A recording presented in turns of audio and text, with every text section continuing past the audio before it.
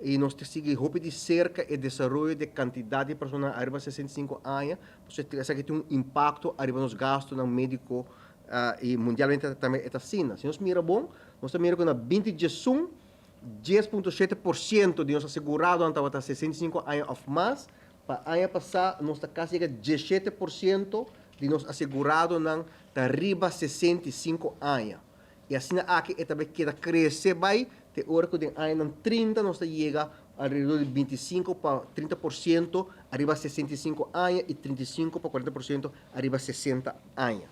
Nós temos um vista arriba aqui que tem gasto de ano passado. Se nós comparamos, mira o gráfico aqui não, nós mira barrada leve de gasto de AZV ano passado e parte está devido também na recorte na agora assim de quadro de plano de 5-wave modelo. Nós será em todo caso ano passado com rebaixo mais mínimo mês de gasto de AZV. Gasto promédio de cuido para assegurado, nós mira com esta evolucionar de 3.463 na ano 2012 para chegar ano passado na 4.195 florim promédio para cada assegurado que nós temos no sistema de 100 e pico mil que nós mira no começo. A tendência é que uma tendência que vai seguir no futuro, é gasto promédio de cuido para assegurado vai queda aumentar no futuro.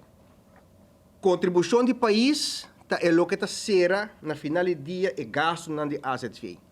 No momento que você tem gasto, você quita entrada na prima, já você quita o AZV, se ainda tem gasto que não vai cobrir, se que vai cobrir com uma contribuição do país, assim é chamada landsbijdrage.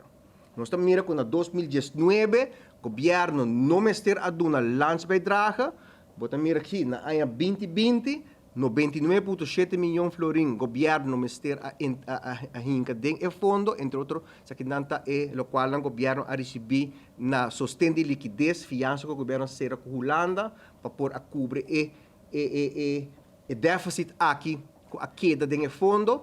Ano passado, ela reduziu, a premiar no início, uns 56 milhões de florim na contribuição do país, onde o crescimento econômico acelerar, a recuperação acelerar, como nós conhecemos ano passado, e a contribuição do país a queda limitada na solamente 33,9 milhões de florim.